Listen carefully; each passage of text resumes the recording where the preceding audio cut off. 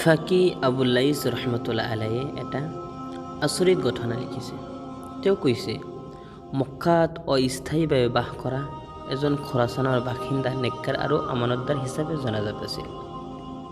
তেওঁৰ ওচৰত বহুতেই নিজৰ বিভিন্ন ভয় বস্তু আৰু ধন সম্পদ আমানত ৰাখিছিল। এবাৰ এজন মানুহে তেওঁৰ ওচৰত 10,000 আশ্ৰাফী আমানত থৈ নিজৰ বিশেষ সকামত সফৰলৈ গুচি গৈছিল। সফৰৰ পৰা উভতি আহি শুনিবলৈ পালে যে সেই খোৰাচানী মানুহজন মৃত্যু হৈছে। তেওঁ বৰ চিন্তাত পৰিল। ঘটনাক্ৰমে সেই সময়ত মক্কা শ্বৰীফত কিছুমান আলিম অৱস্থান কৰি আছিল।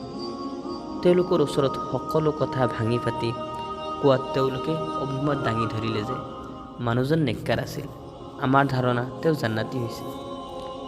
তুমি এটা কাম কৰা, মাজনিশা বা ৰাতিৰ 2/3 পিছত তুমি জমজম কুৱাৰ পাৰলৈ গৈ তেওঁৰ নাম ধৰি মাতিবা আৰু তোমাৰ আমানত সম্পৰ্কে সুধিবা। এই পৰামৰ্শ মতে মানুহজনে 3 দিনলৈকে তেনে কৰিল, কিন্তু কোনো সাহৰি নাপালে। তেওঁ উলামাসকলৰ ওচৰত এই কথা জনোৱাত তেওঁলোকে ইন্না লিল্লাহি পাঠ কৰি ক'লে, মানুহজন জান্নাতি হৈছে নে নাই এই বিষয়ে আমাৰ ভয় লাগি আছে। যিকে নহওক তুমি অমুক ঠাইলৈ যোৱা।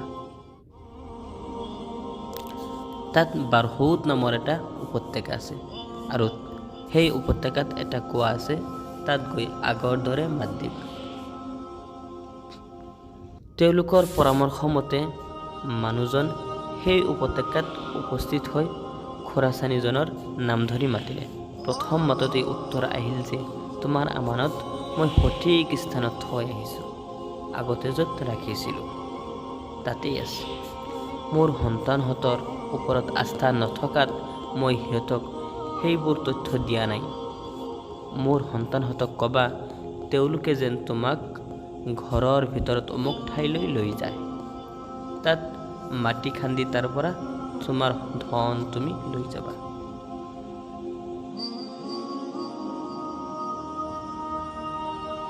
মানুহজনে তেনেকৈ কৰিলে আৰু তেওঁৰ আশ্ৰাফীবোৰ উভতাই পালে।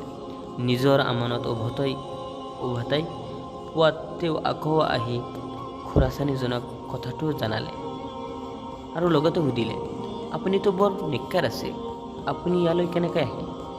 কোৱাৰ মাজৰ পৰা উত্তৰ বাঢ়ি আহিল যে খোৰাচানত মোৰ কিছুমান আত্মীয় আছিল। মই তেওঁলোকৰ লগত সম্পৰ্ক ছিন্ন কৰি ৰাখিছিলোঁ। সেই অপৰাধত মই ইয়াত ধৰা পৰিছোঁ। হজৰত আলী ৰাদিয়াল্লাহু তাআলা আনহুৰ পৰা বৰ্ণিত আছে যে সকলো উপত্যকাৰ ভিতৰত আটাইতকৈ শ্ৰেষ্ঠ উপত্যকা হ'ল মক্কাৰ উপত্যকা। হিন্দুস্তানৰ সেই উপত্যকাও শ্ৰেষ্ঠ, য'ত হজৰত আদম আলাইহিছ সালাম বেহেস্তৰ পৰা অৱতৰণ কৰিছিল। মানুহে ব্যৱহাৰ কৰা বেছিভাগ সুগন্ধিও তাত পোৱা যায়।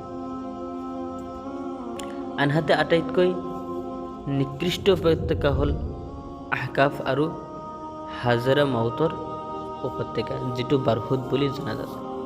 পৃথিৱীৰ আটাইতকৈ উৎকৃষ্ট কুঁৱা হ'ল জমজম আৰু আটাইতকৈ নিকৃষ্ট কুঁৱা হ'ল বাৰহুতৰ কুঁৱা, য'ত কাফিৰসকলৰ আত্মা জমা হৈ থাকে। এই আত্মাবোৰ কেতিয়াবা উক্ত স্থানত জমা হোৱাটো শৰীয়তৰ কোনো দলিল নহয়, বৰং এয়া হ'ল কাশ্বাফৰ বিষয়, যিটো আল্লাহ তাআলাৰ ইচ্ছা অনুযায়ী কাৰো দৃষ্টিত প্ৰকাশ হৈ থাকে। কিন্তু কাশ্বাফ শৰীয়তৰ কোনো